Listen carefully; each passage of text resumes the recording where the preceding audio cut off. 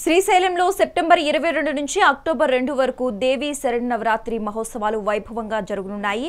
అయితే దేవస్థానం అన్ని ఏర్పాట్లు పూర్తి చేస్తుందని ఈవో శ్రీనివాసరావు తెలిపారు. భక్తుల కోసం ప్రత్యేక క్యూ లైన్లు, కౌంటర్లను ఏర్పాటు చేయడంతో పాటు అమ్మవారి అలంకరణ కోసం వివిధ రకాల పుష్పాలు సిద్ధం చేస్తున్నట్లు ఆయన వివరించారు. అయితే నవరాత్రి ఉత్సవాలను విజయవంతం చేసే దిశగా దేవస్థానం అడుగులు వేస్తుందంటున్న ఈవో శ్రీనివాస్తో మా ప్రతినిధి శ్యామ్ ఫేస్ టు ఫేస్.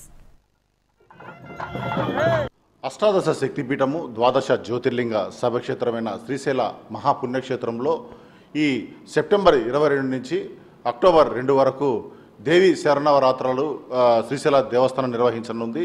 దీనికి సంబంధించి ఈ యొక్క నవరాత్రుల్లో ఎటువంటి ఏర్పాట్లు చేస్తారు, భక్తులకు సంబంధించిన ఏర్పాట్లను, క్యూ లైన్లను ఎలా నిర్వహిస్తారు, ఈ అలంకారాలకు సంబంధించి కానీ ఇట్లాంటి విషయాలు మన వద్ద శ్రీశైల దేవస్థానం కార్యనిర్వహణాధికారి శ్రీనివాసరావు గారు ఉన్నారు. ఆయన అడిగి మరికొన్ని విషయాలు తెలుసుకుందాం. సార్ చెప్పండి, రానున్న ఈ యొక్క 22 నుంచి 2 వరకు దేవి శరణవరాత్రులు ఎంతో అట్టహాసంగా శ్రీశైల దేవస్థానం నిర్వహిస్తుంది. దానికి సంబంధించి ఎటువంటి ఏర్పాట్లు చేస్తున్నారు? ప్రధానంగా శక్తిపీఠంగా ఉన్న బ్రహ్మరమ్మ దేవికి అలంకారాలు కానీ చాలా ఉన్నత స్థాయిలో ఉంటుంది. ఎటువంటి పూలు, ఎటువంటి ఏర్పాట్లు చేస్తున్నారు? ఓం నమ శివాయ, శ్రీమాత్రి నమ. అష్టాదశ శక్తిపీఠం, ద్వాదశ జ్యోతిర్లింగం రెండు కూడా ఒకే ఆవరణలో ఉన్నటువంటి అత్యంత మహిమాన్వితమైనటువంటి శివ క్షేత్రము మన శ్రీశైలం.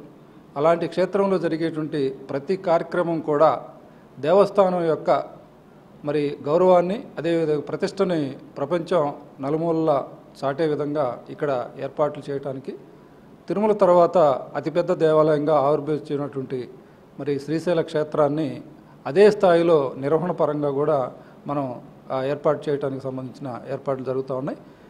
ఈరోజు మన 22వ తారీఖు సెప్టెంబర్ నుంచి అక్టోబర్ 2వ తారీఖు వరకు మనకు దేవి నవరాత్రుల్లో భాగంగా ఈ సంవత్సరం అదనంగా ఒకరోజు మరి అలంకరణ చేయాల్సినటువంటి అధిక రోజులుగా రావటం అనేది ఉంది.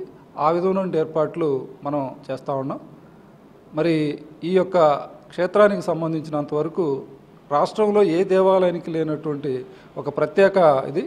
సంవత్సరంలో 4 సార్లు అంటే బ్రహ్మోత్సవాలు అనేటువంటి ప్రత్యేక పదం వాడకపోయినప్పటికి కూడా సంక్రాంతికి మనకు బ్రహ్మోత్సవాలు ఉన్నాయి, అదేవిధంగా మహాశివరాత్రికి సంబంధించి బ్రహ్మోత్సవాలు ఉన్నాయి.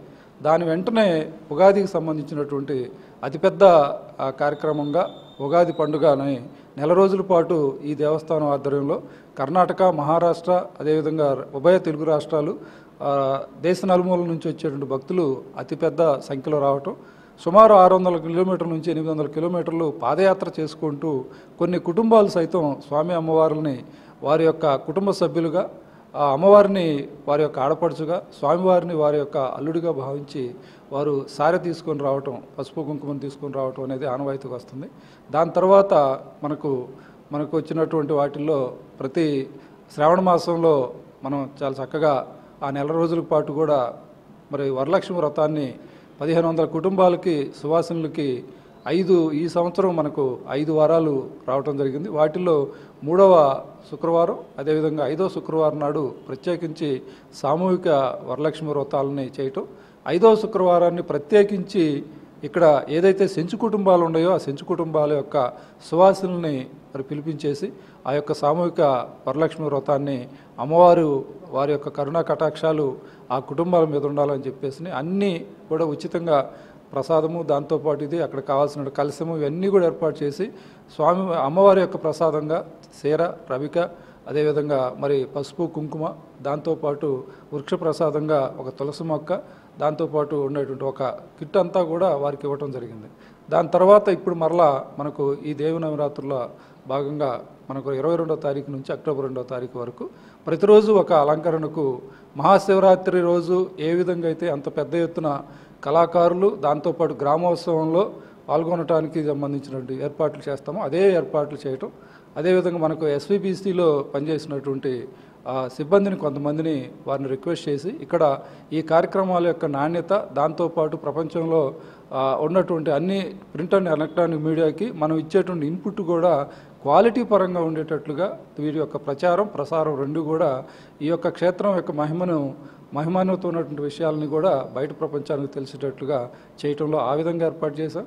అదేవిధంగా ప్రతిరోజు జరిగేటువంటి మరి ఈ యొక్క కార్యక్రమాల యొక్క వాటి విశిష్టతను వ్యాఖ్యాన రూపంలో మనం తెలియజేయడానికి సంబంధించి ప్రత్యేక సిబ్బందిని కూడా ఏర్పాటు చేశాం.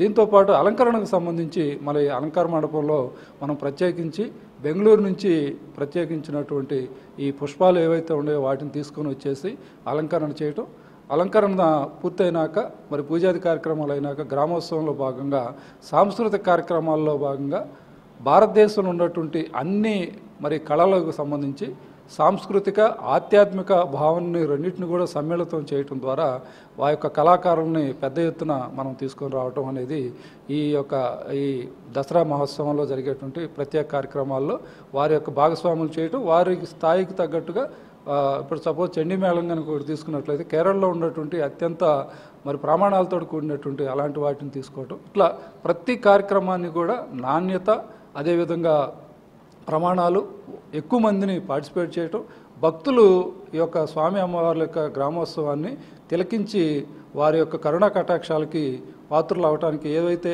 అవసరమైనటువంటి ఏర్పాట్లు ఉన్నాయో అవన్నీ కూడా మనం చేస్తా ఉన్నాం. ప్రధానంగా శ్రీశైల దేవస్థానం సంబంధించి ఈవో గారు దేవి శవర్ణారాధన సంబంధించిన యొక్క ఉత్సవాలు అంగరంగ వైభవంగా నిర్వహించేందుకు శ్రీశైల దేవస్థానం సన్నద్ధంగా ఉందని, అలాగే ఇప్పటికే అంటే విధులకు సంబంధించి మా యొక్క సిబ్బందిని వినియోగించుకొని అష్టాదశ శక్తిపీఠము ద్వాదశ జ్యోతిర్లింగం కనుక అన్ని ఏర్పాట్లను ఇప్పటికే సిద్ధం చేస్తున్నామని, వైదిక కమిటీ సూచనల మేరకు ఈ ఏర్పాట్లు చేస్తున్నామని, భక్తులు విరివిగా వచ్చి ఈ బ్రహ్మరంభ మల్లికార్జున స్వామి వాళ్ళను దర్శించాలని, అలాగే స్త్రీశక్తి సంబంధించిన ఈ యొక్క సంక్షేమ పథకం ఏదైతే ఉందో ఆ సంక్షేమ పథకాన్ని మహిళలు విరివిగా వాడుకొని వేల సంఖ్యలో శ్రీశైలానికి తరలివచ్చి బ్రహ్మరంభ మల్లికార్జున స్వామివార్ల అనుగ్రహం పొందాలని, ఈ యొక్క దసరా శరన్నవరాత్ర ఉత్సవాలను విజయవంతం చేయాలని ఇక్కడ శ్రీశైల దేవస్థానం కార్యనిర్వహణాధికారి శ్రీనివాసరావు గారు చెప్పిన పరిస్థితి ఉంది.